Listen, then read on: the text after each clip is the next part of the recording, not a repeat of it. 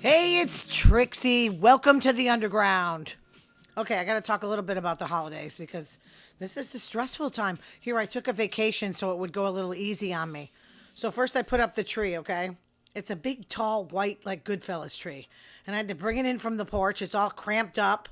So, I'm half naked. I'm sorry to say this, but this is how I do it. The thing scratched me. I look like Freddy Krueger just sliced me with his scissor hands. I have this huge mark. I don't know. What are you going to do? There's always wounds. And, it wouldn't be the holidays without my mother tripping and falling. Every year. She threatens to die and then she trips and falls. And over nothing. I think her knee gave out and she flew over the coffee table. Me and my sister, we just looked on in horror. And that's another thing. Let me talk about that. My sister, I'm going to give nicknames to people so, I don't think they want me to use. It's only me that does this. So I'll call her Bones because that's her nickname. Her daughter, I call her the terrorist, my niece, and my sister, the Rose Report, who tells me when people die. So we're all sitting. It was my mother's birthday a week ago. She turned 89. She threatens to die every year. She did again, of course. That's what happens. And we're all sitting there like, why didn't, Bones call? Because, I said, oh, don't worry. And then it was getting late. I'm like, what happened? So I must have gone outside, and my mother keeps it like a fortress because it's usually locked and bolted and you can't even get out. So I must have because I'm the opposite of her. I have everything open like all hours of the night. So I don't care if people see me naked walking around. So I left it open. All of a sudden we're talking and my terrorist, my niece walks in like short sleeves. Like she just walked out of the other room and we all went nuts because she did not tell us that they were coming. And it was kind of cool. So then we went shopping. Okay, not all on me, but a lot of it. A good portion was on me. $1,500. I went crazy. A new laptop, sneaks from Nike, Eddie Bauer, LL Bean.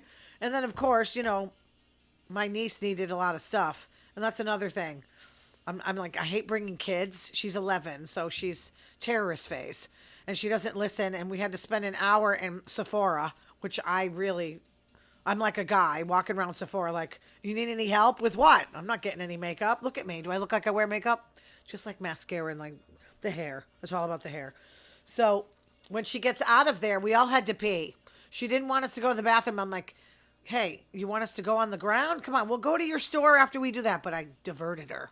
She's kind of like a cat. So you kind of like say something and then they're diverted. They don't think about it. So we were stuck in LLB and I was so happy. I'm all in flannel. I'm in a flannel kind of mood now. I'm embracing my lesbianism. So I got like all these flannels. I got something for my sister, my brother-in-law, and then I got the terrorist and the Gap. And every time I'd go in a store and they stayed outside, I'd walk out and they'd abandon me. I walk out and there's no one there and I get crazy. I get crazy when I'm lost and I get crazy when I'm abandoned. So, okay. Okay, another thing about my terrorist niece. I didn't realize she took 3-hour showers. My older sister, the Rose Report, took her for a few days. So we got to see like Insidious movies because she doesn't like scary stuff. So I got to watch all this scary stuff and turn my younger sister Bones onto this Insidious franchise. And so my older sister, the Rose Report, would tell, she looked like she'd been through a war, spending time with my terrorist niece. And I said, you look like you've been through something. She goes, I have. So my terrorist niece takes 3-hour showers. I'm lucky she doesn't like me as much. Anyway, she's getting to love me. Anyway, she leaves 5 towels on the floor. Okay, I don't know. I don't remember being like that. I think 1 towel's enough. I know I get it. 1 towel for your head. I don't know, whatever. But, all right. Whew. What else are we going to talk about? The Republicans are flying out of Congress. First, it was Marjorie Taylor Greene, and now there's another one from Texas that's a huge Trumper. And it seems like they know they're ruined, especially if he doesn't extend those subsidies. We're all ruined, but they know their careers are done. Everything but Trump. It affects everybody but him. So, okay, what else? The Transportation Secretary, Sean Duffy, is telling people how to dress when they come through customs or whatever, when you go through the airport. Don't come through wearing slippers and PJs. Listen, I learned to stay away from those people because I don't pitch to them in the stores. I figured if they dress like that, They can't afford our home improvement. Who knows? But like, I don't like people telling me how to dress. Why don't they care about the real stuff going on in the country? Like, we can't afford food. So he was saying, like, people will treat you better. I treat people the same. I don't care what you look like. If you look like a bum, and I've learned that as a bartender, people that look like bums have a lot of money. I remember like looking at this guy and I was serving him and he was a drunk and he was a stockbroker. You can't judge people. You just can't judge people by how they dress. Okay, this is ABC News. In Thailand, before a woman was set to be cremated, you figured you want to find out they're dead first. She was found alive inside the coffin. I'd be banging like, are you kidding me? Locking me in here? I'm already claustrophobic. So she was bedridden. So I figured maybe her family wanted to get rid of her. I don't know. For years, like 6 years. Her family thought she was dead or they wanted her dead, whatever. The staff heard knocking. Didn't you hear Jackie knocking? Okay, sometimes I go through this, Amityville Horror. But anyway, yeah, I go through these. When I hear something, I just kind of go to the movie. Yeah, she was in the coffin breathing. What kind of family is that? Putting in before your time? They tried to burn you before you're dead? A guy in Italy dressed up as his dead mother to get her pension. Really? Isn't there a better way you can scam the system? Was he like a drag queen? I don't know. I'm thinking maybe he had these fantasies like Anthony Perkins in Psycho. The University of Toronto, a study in 2023, found as we get older, how we speak is more of an indicator of cognitive decline over not being able to find a word. Good thing, because I'm always like, what's that word? Menopause. Or you walk in a room and you don't know why you walked in. But how fast you speak. God, every time I talk, you're like, huh? When I'm in the store, if I'm Dunkin' Donuts, they can't understand me. Why can't you follow me? I'm not talking that fast, am I? It's the pace. That's the better indicator. I'm never getting cognitive decline. If you speak slow, like Rocky Balboa, punch drunk, thank God. I kind of like, this is like, to me, this is anxiety. I think my mother's like that. She walks fast. She talks fast. And then I hope I don't flip over the tray tables like she does. Anyway, if you grew up with a parent who never said, I love you, and both of them didn't in my house. I mean, I know they love me, but they never told me. And no wonder I can't say it now as an adult. This is what they did to me. This is according to globalEnglishEditing.com. Who wrote this? Let me just find out for a minute. Boy, did I write a lot of notes on this or what? Look at this. 8 pages. Lachlan Brown, Hack Spirit on Facebook. You can follow him. So, you don't trust verbal affection. Like, you know what? I do that like my father used to do that. You buy things for people. That's how I spend money on people. That's how I don't really tell people how much I love them. I feel uncomfortable receiving it. Like my friend's been telling me she loves me and that, we'll be friends forever. And I just kind of leave it. I don't text her back. I'm terrible. You don't believe somebody actually cares for you. Great. Thanks, Dad and Ma, for screwing my life up. I think I better go to a shrink. You show love through actions. Yeah, that's true. You can't say I love you. Yeah, I really don't. It's learned behavior. It's familiar. So I just kind of carry on. Good thing I don't have any kids. I make them screwed up. So you're independent. I definitely am. Don't rely on people. I can't rely on anybody. It's only me. Don't ask for help. I mean, I kind of do. So I don't want to say that. You attract emotionally unavailable. Oh, yeah. How do I know that they're emotionally unavailable? Like, how do you know when you meet somebody? I'm like thinking like, oh, this last one was perfect.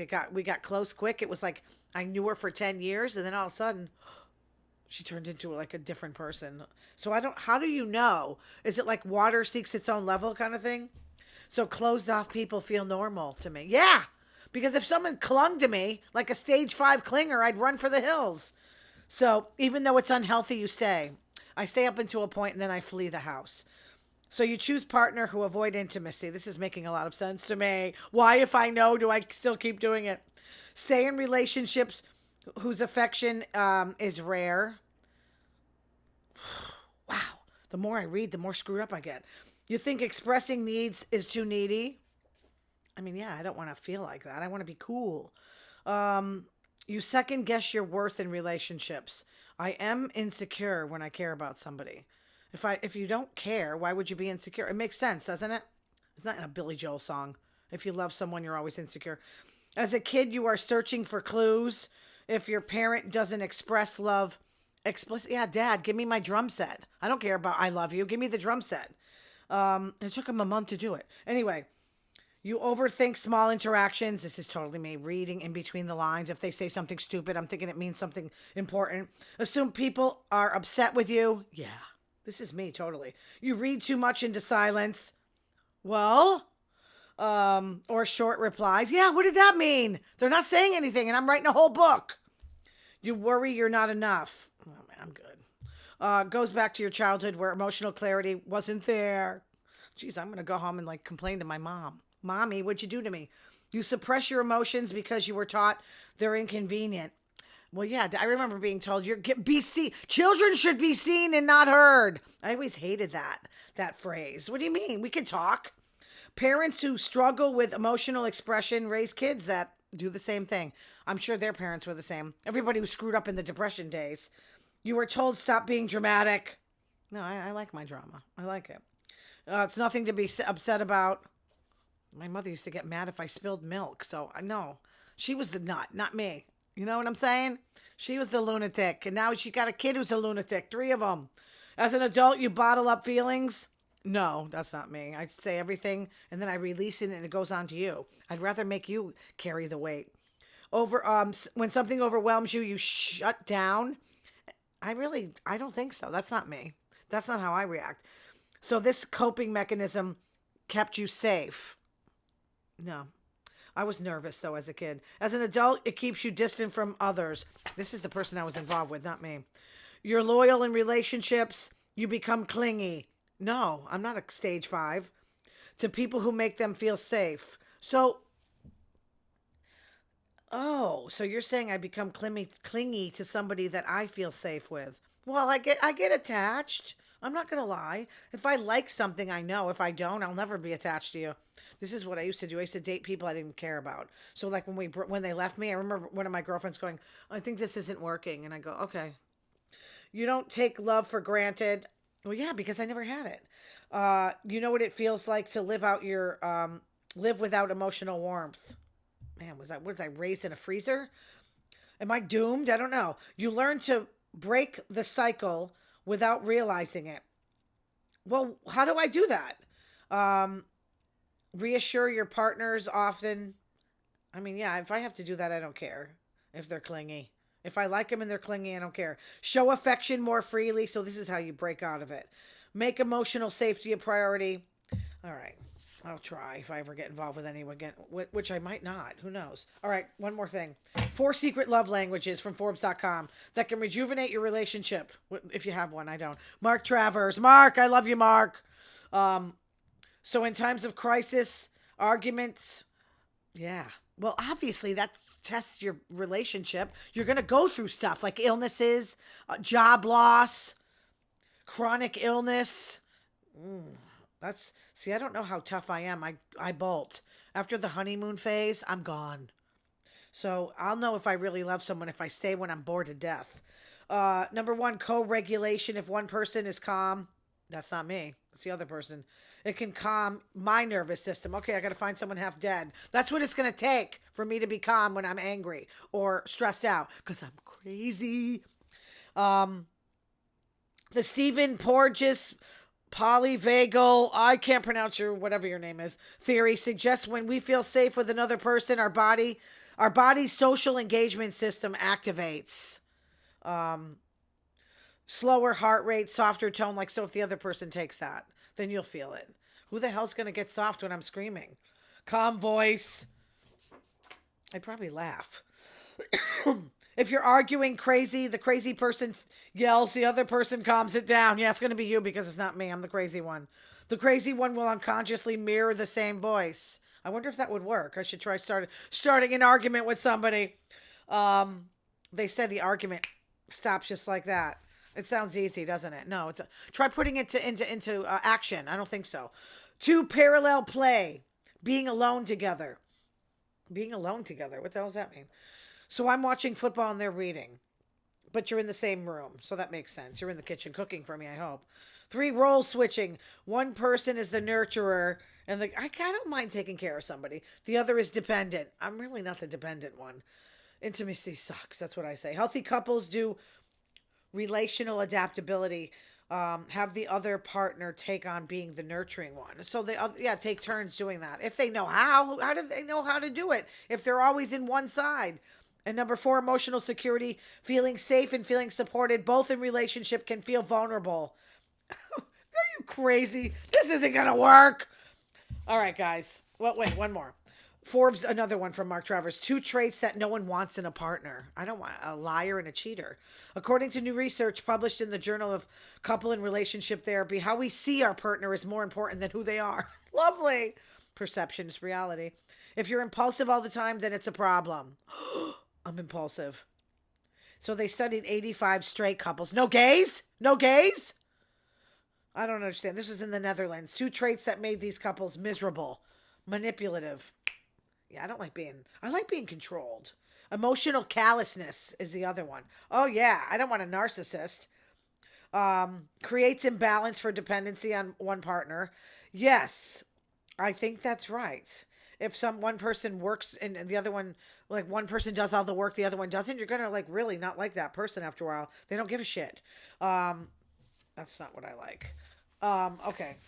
Clinical psychologists group psychopathic tendencies in 4 categories. 1, interpersonal manipulation, grandiosity, glib, lying. That's what I cannot stand, a liar. Superficial charm, a fake. We see in people who can be persuasive, but mostly seen in self-serving people. I know self-serving. I work with them. 2, callous effect, lack of empathy. That sounds like a narcissist. No guilt, no remorse, leading to emotional detachment. So yeah, because I would not even want to lay in bed with someone like that. 3, erratic lifestyle, prone to boredom. That's my worst fear, is being bored. Impulsivity, irresponsibility, lack of realistic goals. And number 4, antisocial tendencies. That's like a criminal or deviant. Psychopaths above. We don't have a high range of these characteristics. So basically so I'm a psychopath in small doses? I don't think so. I'm impulsive. That's the way it goes. All right, guys. My Commanders are going to lose big tonight. They're playing Denver. And what I want to say before I leave, the Philadelphia Eagles fans are the worst fans ever. They were booing their team when they were only down by 7 points, and it was like the second quarter.